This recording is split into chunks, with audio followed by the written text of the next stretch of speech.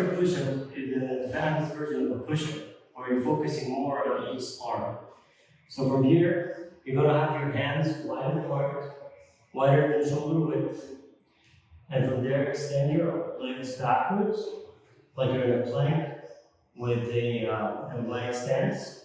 And from there, you're going to lean on one side. So I'm going to lean to my left side.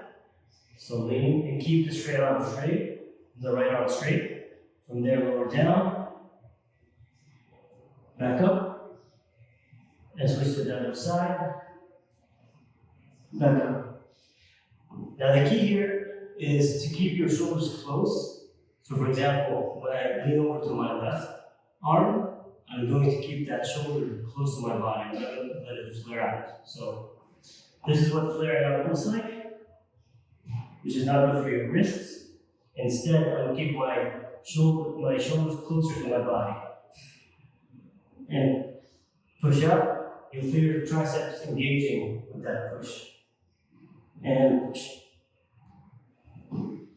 This also works bicep great in this position and while you're going down and pushing back up.